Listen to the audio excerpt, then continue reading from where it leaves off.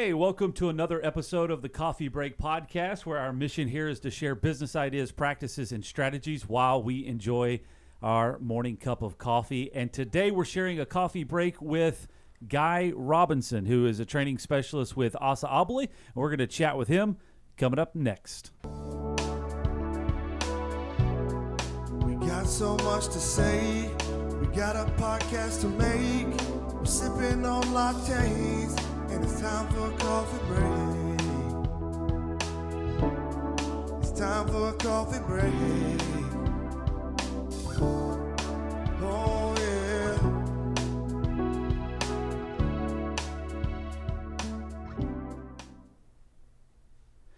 Hey, welcome back, everybody. Thank you for being here today. Guy, thank you very much for taking time out of your schedule to join us. Chad, thanks a lot for having me. I'm looking forward to it. Now I know you're normally based out of California in the LA area, but you're actually in the other LA right now. You're right, exactly. In New Orleans, and probably through the course of this, when people hear me talk, they'll be like, "That's where that accent is from." It takes about 5 seconds to figure Right. it out. Yeah, right.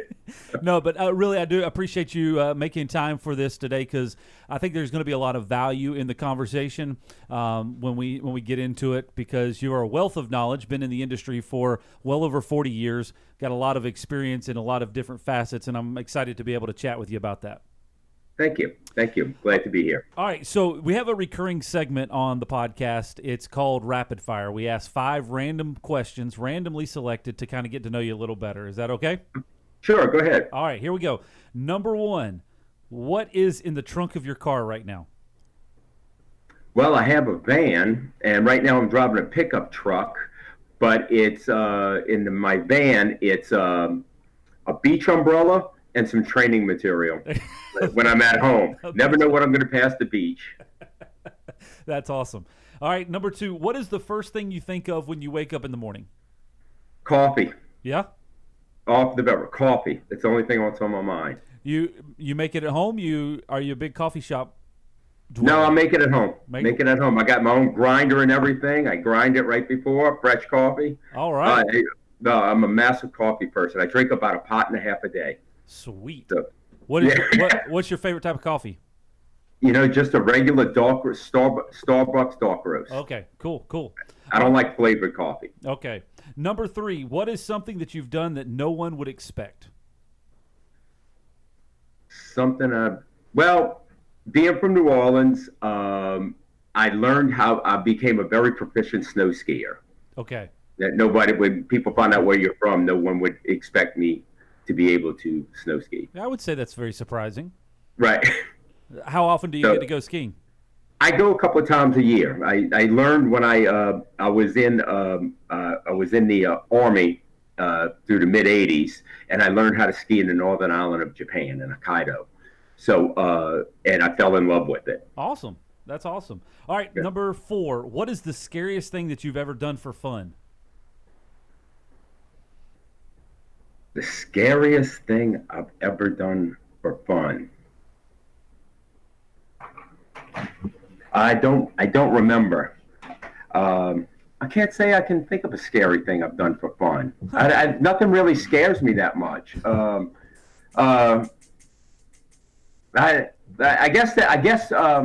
guess ski training in the northern island of Japan. I remember being from New Orleans, being on top of those mountains on skis, going, "God, why am I up here?" What was it. What have I done? All right, and then the last question: if you could visit any place in the world, where would it be and why? If I could visit, the place that I would like to go and that I'm dying to go. In fact, I was supposed to go this summer, but I had to put it off until next summer. Is Pamplona, Spain, to run with the bulls. Ah.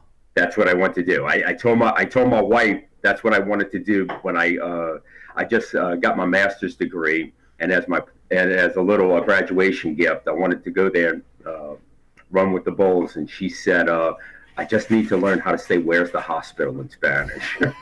That's all I need to know. So that's what I want to do. So you were planning on going there this summer, but you're not able. When are you planning on it? This is exciting.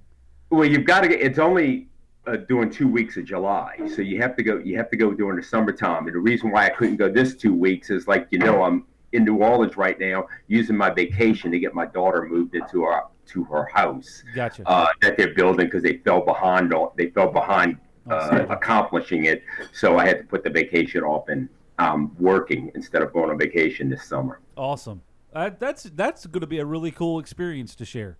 I'm looking forward to it. Yeah, I'm looking forward to it. Cannot wait to hear the story. Well, hey, you passed 5 questions, Okay, rapid fire. You won 760 points. So congratulations. That's the that's the high score right now. Right. Okay.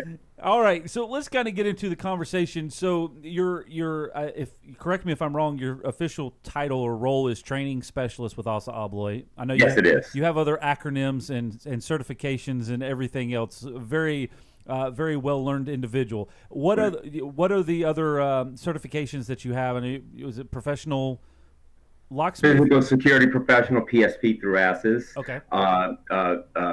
Certified professional locksmith through ALOA. And just multiple. And I have a master's degree in communications. Okay. And from Cal State University. Okay. And just a number of just other individual courses you take throughout the years.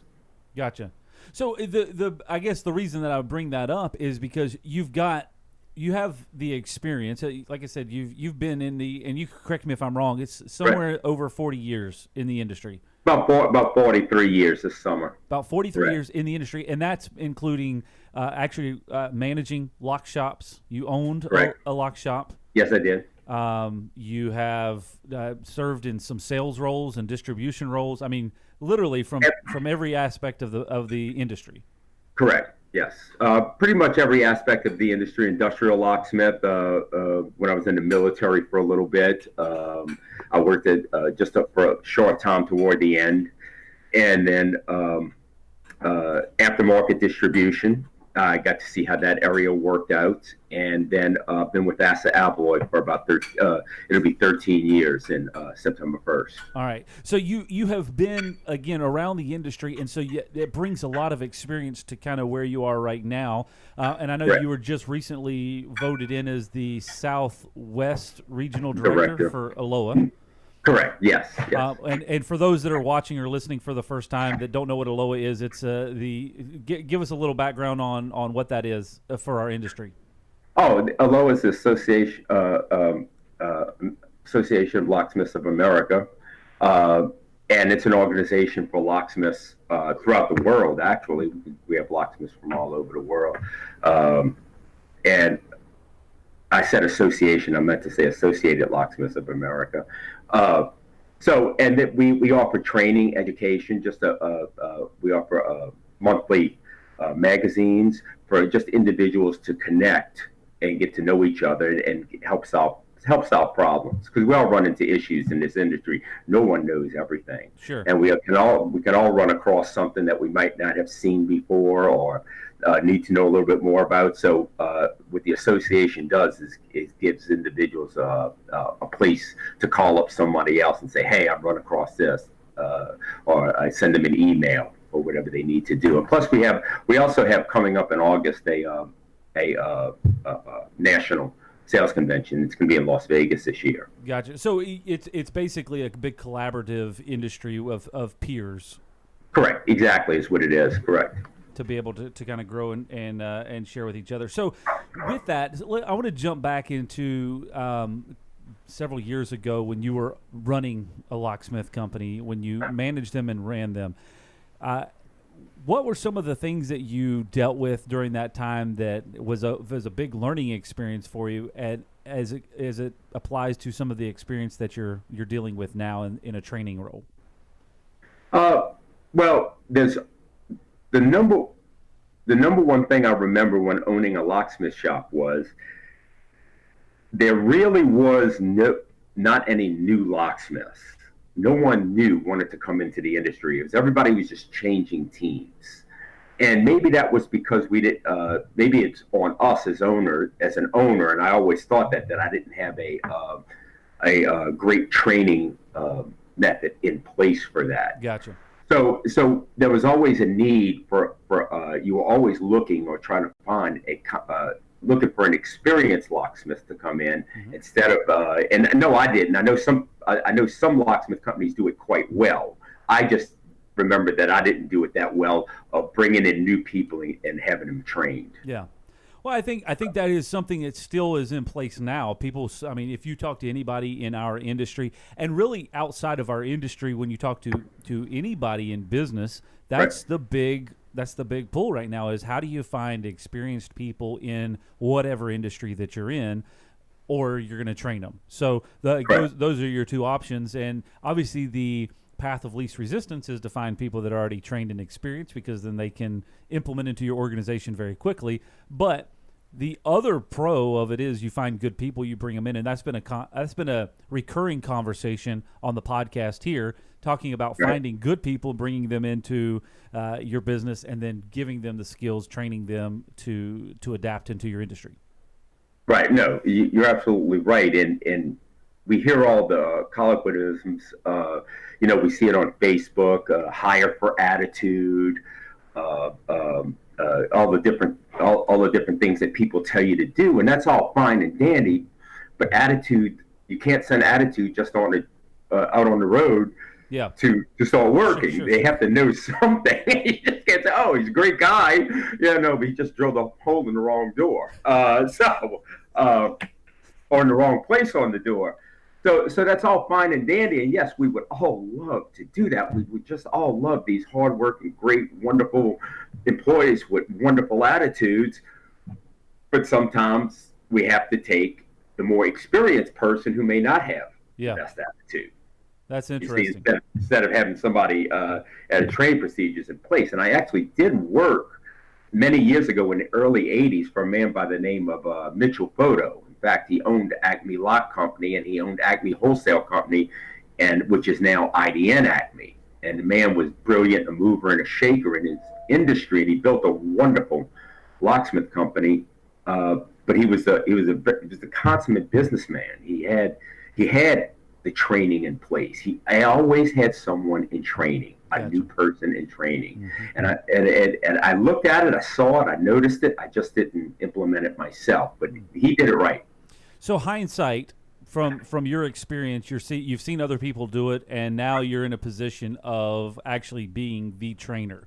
In between where you are now and operating your own business, you were in sales and distribution. Tell us a little bit about some of the experiences that you dealt with that, and kind of how you're bridging the gap. I can see this entire kind of supply chain that you've worked through.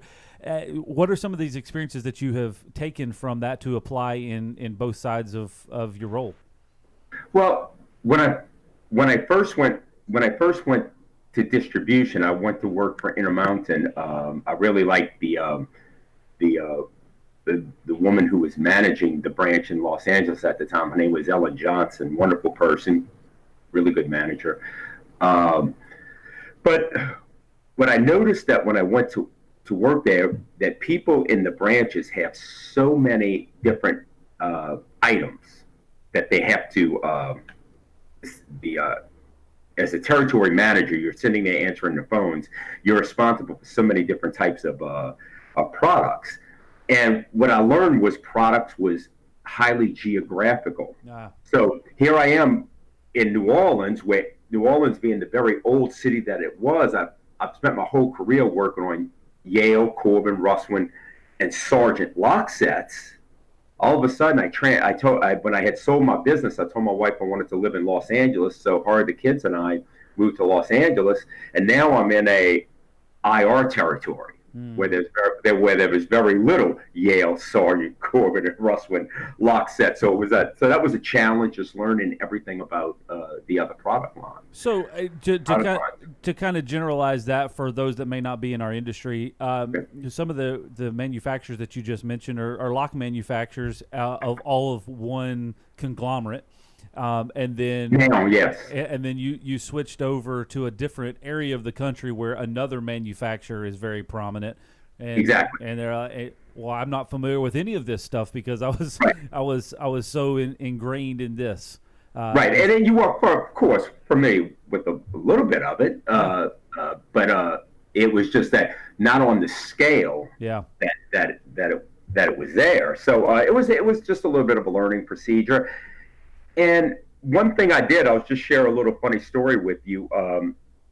About a month working into at Intermountain, I was shocked at how little patience the locksmiths had that would call and the way they would talk to you. Mm-hmm. So I called up first, and you can even ask him to this day. I called up the man that I used to buy from when I was in New Orleans, and I said, Mike, I just got to apologize to you. He said, for what? I said, did I talk to you like some of these people talk to me? He goes, no, you were okay. I said, well, I just got to apologize. I just want to just give it a blanket apology. I didn't mean it. So I think if I was going to tell people in our industry, have a little bit more patience, because a lot of times they don't know what they don't understand how many different areas that their inside sales person is dealing with at the moment. That's sound advice. And again, in our industry, in the lock and security industry, most definitely is you're dealing with somebody on the other end of the phone, and you're trying to communicate what you're seeing, but maybe you have some miscues on communication. So patience is key there. That's again, going back to any industry that you're working in. You're talking. Right. You're talking consumer to business, or you're talking distribution or manufacturing to a consumer. There's a gap of information or a gap of knowledge that you have to try to close, and I think that's very well spoken. To give patience with that, because a little bit of patience, right? It's rough to be on the other end of that conversation. So, right. One of the things that I read, I think it was in your bio, but I read somewhere that you mentioned that you possess a lifelong desire to learn. Right, I do. So, and you've shown that, you've exhibited that in a lot of different areas. You've continued in through some of your education. Where did that come from? Where does that inspiration come from? Is that been in your family genetics? Has that been people that you've been surrounded with? My mother and I were just talking. Funny you said that. My mother and I were just, since I'm in town, my mother and I took my mother out to dinner last night. We were having dinner, and we were just talking about it. And I think it was, and we were studying, actually the same conversation came up, how Ben Carson's mother, she just had a third grade education, Dr. Ben Carson's mother, but from a young age, she made him check out these books in the library all the time and read. I mean, even at a young age, and do book reports every month. And I said, and my mother goes, it made me feel like such a slacker. I said, what are you talking about? You had us in the library all the time. So I pretty much, my mother had us growing up in the library since I can remember. Since I was 4, 5, 6 years old, we were always she always had us at the library. So it's something that your mother exemplified to you over. Yeah, it's interesting. Exactly. When you get around people like that, people that always are wanting to be in a learning state, you're always picking up little new nuggets and picking up things that are relevant that you can share with other people, and it just makes everybody kind of rise in their education or their knowledge, and that's a really big thing to be a part of.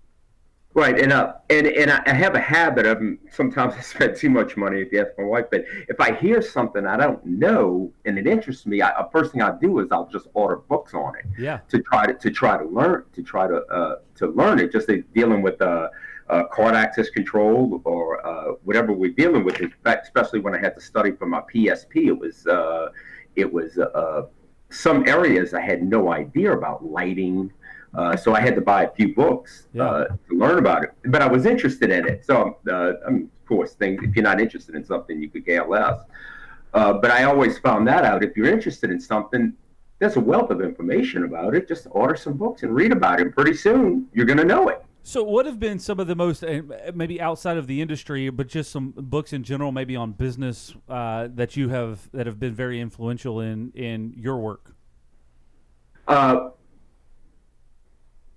Well, books on business, I would have to say, I tell you what, many years ago, probably over 20 years ago, I remember reading two books. One of them was How to Win Friends and Influence People. Sure. Which I read it at 35, but I was more mad that we didn't read it in high school. I understand we have to read the other books. I'm not saying we don't, but we should be. This is how to deal with life.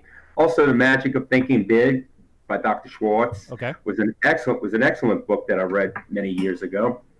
I also read biographies. Okay. To just so because you think, oh, these people were so great, they didn't have any problems.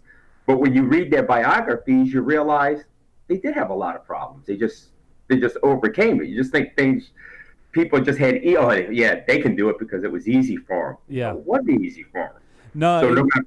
But reading biographies of people, I think, is really exciting. I'm in the middle of the book from Phil Knight, Shoe Dog, the biography of the founder of Nike. And just a lot of the struggles that he overcame through even starting a business. It's just interesting because you can go, yeah, I've been there. I've experienced that, and it helps you to kind of understand how to process it and work through it. So that's pretty awesome. Right, and then as the access control books and I still read hardware books. In fact, Corbin Russwin has a cylinder manual, and the reason and people think I'm really too much of a lock geek on this one, because since the 1800s, the mid 1800s, it goes on the story of each keyway and when it was the default keyway. Now, if you told most people that, they would be like, yeah, right, get that away from me. But I found myself reading this book all the time, just in amazement on the different, just going back in history with it. Yeah. So it's just things like that. So when it comes to learning, all right, so you've owned and managed businesses, you've been in the sales and distribution, now you've moved into a training specialist role with Assa Abloy, and you help to develop a training center in Ontario, California. Yes, correct. Talk me through this process of where the ideas come from, how you started to develop this, because we had an opportunity about a year, it's close to a year now, that we were able to come out and visit your training facility. You showed us a lot of impressive on the setup that you have. We actually sent two of our team members there, our training director now and one of our project managers, to come out to one of your classes. You've got it set up to where you can train with a high level of consistency, high level of detail. How did you get to that point? Well, the reason why we at Assa Abloy, all manufacturers, including Assa Abloy, have always had training. Yeah. But it was more of an afterthought, or it was more of a, we'll get this expert to come in because they're an expert on this. They can teach on this. Well, it's two different things. Yeah. Just because you're an expert on something doesn't mean you know how to teach it. You can show people, but teaching's a whole different aspect. So, and then, as you know, Assa Abloy, Dormacaba, now Allegiant, they're putting out products on the market fast and furious. Yeah. Access control products, new products, and it's coming fast and furious, and we're pushing it on the market through sales, through specification process. But when you push some new items on the market that fast, what happens is you leave a glitch in the marketplace of people who know how to work on it, people who know how to service it, people know how to program things. Mm-hmm. So the first goal was, what they said was, they were discussing at Assa Abloy was, we're going to set up a training center to teach people how to service, install, work on these new products. Okay. So it's just going to be dealt with the new products. But in the process of going over there, we said, wait a minute, if you're a plumber, if you have somebody that comes up to you and says, I want to be a plumber, I want to be an electrician, I want to be a body and fender person, I want to be a automobile mechanic, everybody has multiple schools in their community they could point them to and say, oh, you can go learn the trade right over here. Yeah. I mean, there's a UTI right down the street from us in Ontario, California. Mm-hmm. However, if somebody walks up to you and says, I want to learn how to install hollow metal frames, I want to learn basic wiring for access control. I want to learn keying, advanced master keying on products. I want to learn how to install doors. And the list goes on, continuous hinges, Yeah. automatic operators, door close. There really isn't 2 schools in the country that teach that. Yeah. So we decided to set up a full service training facility, and we don't have one like that in the country. We're planning on having more. So they just kind of, my boss, my manager, Mark Brewer, excellent manager, he says, this is your baby. You just got to do it. He goes, figure it out. We don't have one. There is no blueprint for it, so you Right. got to start from scratch, which is an exciting thing because you get to take all of this experience, all of the things that you're like, man, I wish we had this for a long period of time, and then start to kind of implement it. Well, it was actually the challenge by my manager's manager when right before I started to go over there, when I was sitting in his office, he looked straight at me and he said, why do you think this training facility is going to work when all the other ones have been a failure? That was probably the best question he could have asked me, because right then and there, I didn't have an answer. Mm-hmm. I said, oh my God, he's right. Why? We've always had top-notch individuals. I could ring them off, people I look up to. But why did the training facilities not take off? And I think the reason why I came to is, I said, it's because being an expert and teaching is 2 different things. So that's why I said, I've got to find out, because I taught classes before, but I didn't think they were as effective as they should have been. So that's why I went to school and focused on my master's on instructional communication, how to convey information to students, to individuals in a classroom. And that's when I really learned the difference between, the problem is most of us only know how to teach children because we either have kids, we were taught by teachers teaching us as kids, but I've got nothing but adults in the room. Adults and children don't learn the same. Yeah. We have to come up with different methods to teach them. So that's why I started focusing on different methods to teach adults in the classroom. And I know I don't have a lot of time. I can't have somebody for 3 weeks. No one's going to give me that time. But I also know I can't teach basic wiring in 4 hours. Yeah. Or I can teach it. You can't learn it. Let's be honest. So I need that multi-day classes to be able to teach individuals different subjects. So I think there's 3 takeaways that I've learned from you over the time that we were in Ontario, and so I want to kind of break some of those down. And one of them you just hit right on the head is that teaching is different than being the expert, and very often in any type of a industry where there are experts, that is always the one that's hey, this guy's been doing it for 100 years. He needs to teach. And I think what you just eloquently said is, it doesn't matter the length of experience that you have. If you can't teach it, you might be able to show somebody how to do it, but if you can't teach them how to do it, you're probably not going to get the communication or the point across. And so now you're basically said, and this is one of the things that you convinced me of, maybe unknowingly, when we were out in Ontario, was that you have to approach training from a teacher's perspective, not from an expert's perspective. Right. Now, if you have a good curriculum, then a good teacher can teach a good curriculum. An expert that doesn't have a curriculum is sporadically dispersing information and knowledge. And you're correct. And I find with a lot of experts is there is not any way that in 3 days I can teach you everything I know about wiring. Mm-hmm. I can't teach you 42 years. There's no way. Yeah. So I should not even try. You don't need to know how much I know.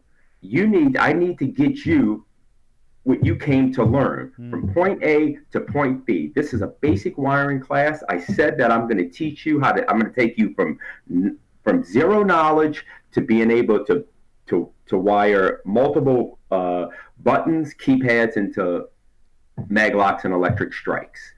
That's it. Yeah. I can't shove a lot more information in 3 days in front of you. That's my goal. That's it. You want to learn more? We have another class for that. Yeah. Come back to that. Okay. Sometimes we have instructors that want to just shove all this information so you can know how much they know. Yeah. And that's impossible. That's impossible. Interesting. So approaching it from how do I communicate the idea to you rather than just telling you all, basically just proving to you how much information I have. Right. Exactly. Very, very interesting. So I think that's takeaway number one that I pulled from our time with you was understanding that that you really have to approach it from that level, from being a teacher, not an expert. But the expert part of it can help. I think one of the things that we struggle with in our industry a lot of times is having good curriculum to work off of. How long did it take you to kind of build the curriculum that you're using now? Well, we're always building it. We have an excellent team. We have all the members on our team bring something special to our team. They're all experts in certain fields. They have a tremendous amount of knowledge. Yep. And so everyone's always working on different curriculum, and we're saying, hey, that looks good. Let's add this, or we tried this and that's not going to work. Let's tone this down. So just as much as the students are coming to us to learn, we're always learning how to build, put things in a curriculum. So it's never 100% set. There are a couple of classes like my basic wiring class, that 3-day basic wiring class. Yes, because we have an exactly idea of, and it's been tried and true with a number of classes, how to bring people from 0 to a certain level. Sure. But many of the classes we're always working on. Point number 2 that I got from you when we were in Ontario, California talking was you approached and I think this is very common in training, is that I want to try to tell you every scenario that you're ever going to walk through ever, and every quirk and little thing of this product type or category that you may ever try to run through. That's a typical perspective that a lot of people take. And you said, I want to teach you the right way to do it so that when it's wrong, you know how to spot it. Talk a little bit about that and how you're implementing that. Well, many years ago, I was reading a book, and I'm probably going about 40 years ago, and was talking about how they used to train bank tellers. Mm-hmm. And they would go to bank teller school, or whatever they called it, and they said they would never let them fool with counterfeit money because there's too many different types. Yeah.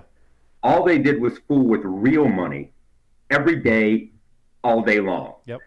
That way, they knew what the real felt like, that if anything that wasn't real came across, they knew it immediately.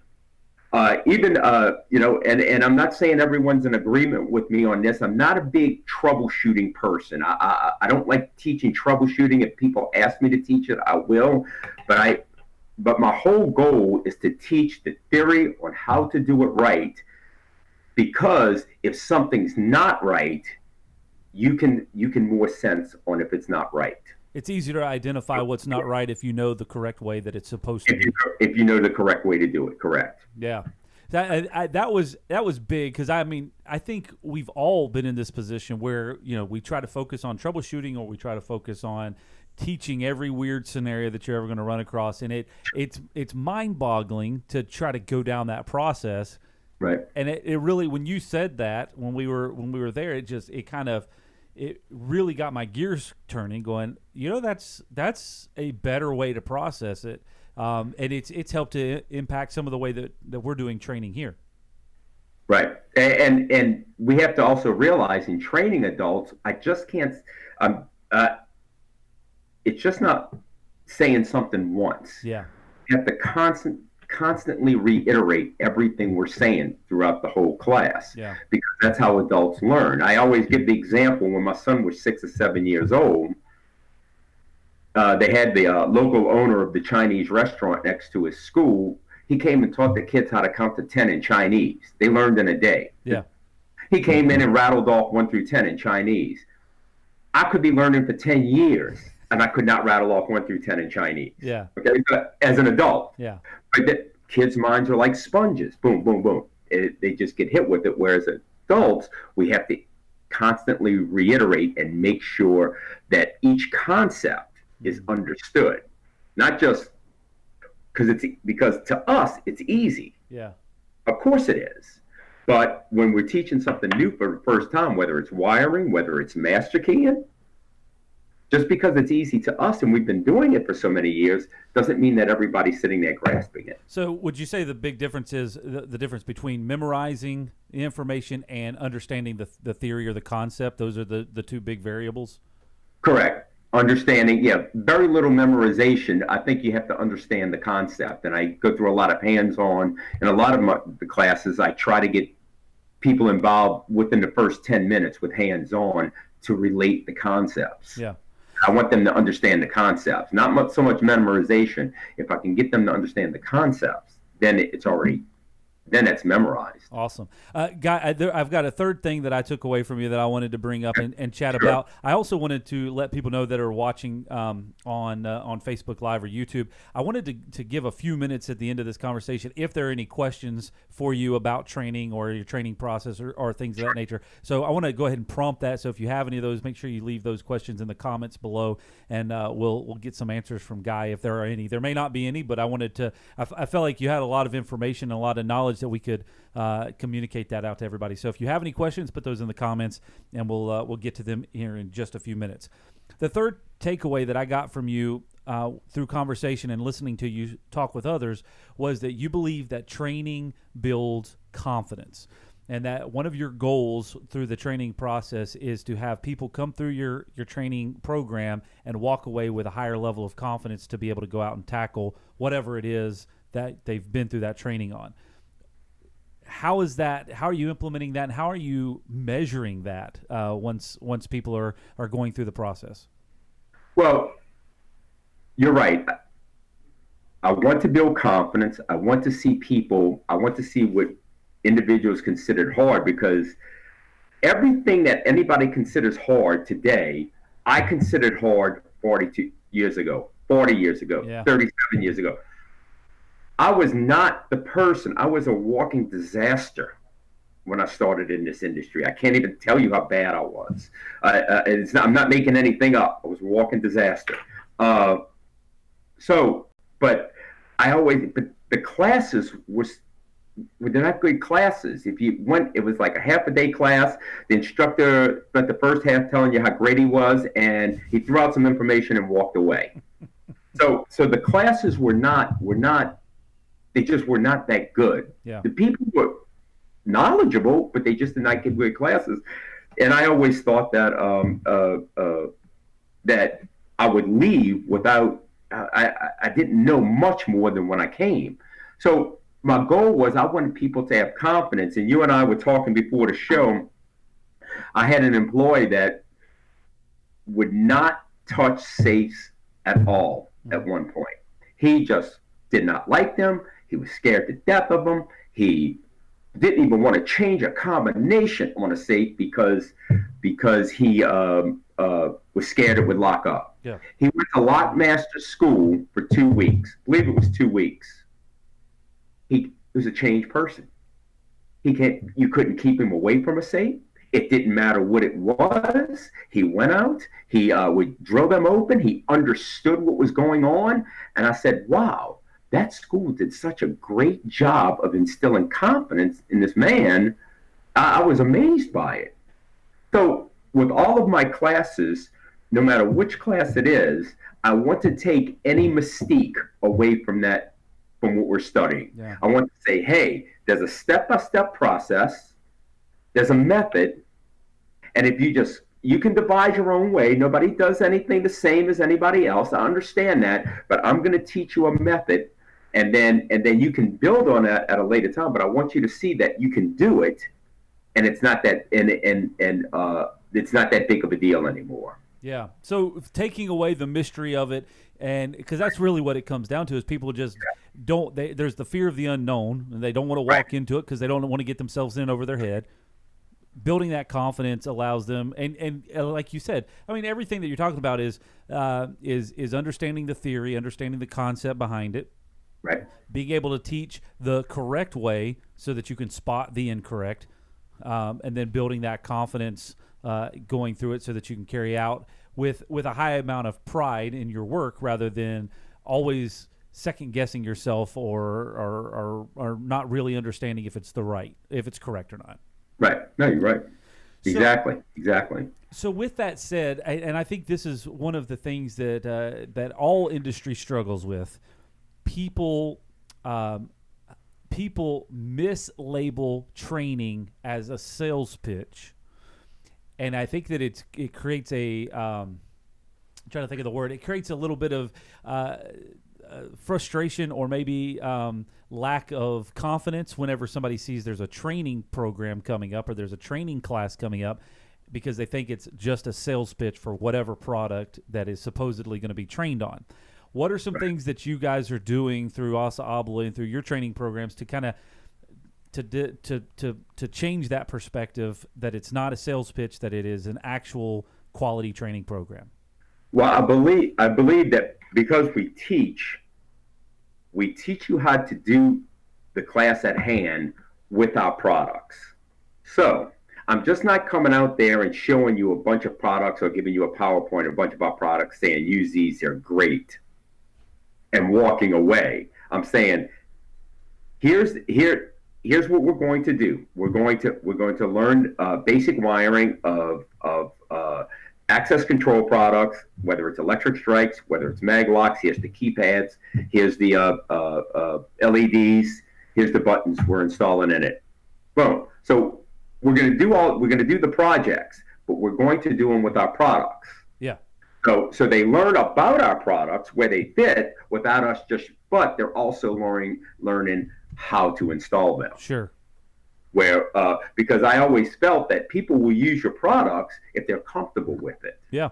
You know, we all get in our comfort zone. When I was in the service industry, when I owned a locksmith shop, when I was a locksmith, I had certain products I was comfortable with.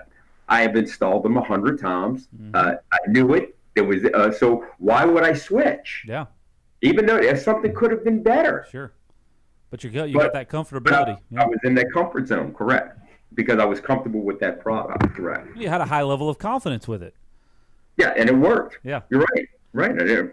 Awesome. Well, Guy, listen, I really appreciate all of the information that you've shared, and I want to be mindful of your time because I've held you a lot longer than I told you that I would, but that's okay. Thank you. It's very, very valuable information. I feel like one of the turning points in our industry is high-quality training, but I feel like that is the case in any business whatsoever. If you can put together a quality training program, a good, solid curriculum, and teach it from a teacher's standpoint, not an expert standpoint, then really there is no ceiling on what you can accomplish, because you can bring in good people and train them well and grow in a more sustainable, quality fashion.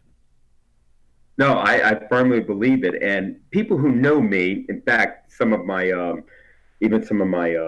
teammates or past teammates rib me about this, but one of my biggest pet peeves in the industry, and we all have our pet peeves, but mine was if somebody was teaching me about something, you just said more of a sales pitch, Yeah. and I would ask them a technical question. I couldn't stand when somebody would say, "Whoa, I'm just a salesman. I can't answer that question." Yeah. You've lost me. That's it. Goodbye. Now, I understand if it's some minute question and I'll say, "Oh, let me get with technical assistance. I'll get back with you to give you the right answer." But just general installation questions or general questions about the product, and they want to kick back and say, "Oh, I'm just a salesman. I'm just a sales." Yeah, that's forget it. Not forget a good it. answer. Get your training done so you know what you're talking about. Very good advice. Exactly.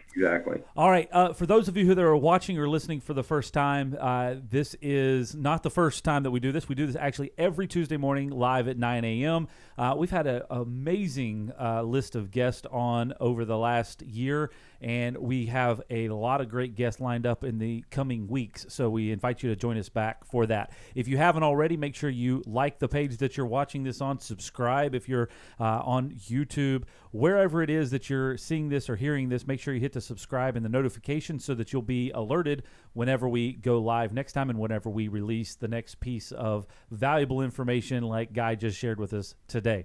So this is something that we do, like I said, every Tuesday morning, 9 a.m., and it's available on all the podcast platforms, and it's available on the video format on Facebook, YouTube, our website, Loc-Doc.net/live, Periscope, all of the places. You can check it out, and we look forward to communicating with you. If you have any questions or comments, feel free to leave those below wherever you're watching this or listening, and we'll be in touch with you and communicate back with you and try to get the answers for you. Guy, if they want to get more information from you, they can connect with you on LinkedIn, I guess. Or is there a website that's best to reach you at? They could reach me on my email. It's just guy.robinson@assabloy.com. If you have questions about anything, whether it's just questions about classes or technical questions, you can always call me, but it's nicer to email me because if I don't know the answer, I know who does. There you go. And I can just rifle it off to them. You can reach me LinkedIn, Facebook, Twitter. I'm a social media guy. I just, I'm connected to the world, probably like you, Chad. I just love it. So you can reach me anyway. Awesome. Thank you very much for your time, valuable information, and we look forward to chatting with you soon. All right. Thanks a lot. I appreciate it, Chad. And we'll see you next time here on the Coffee Break Podcast. Bye.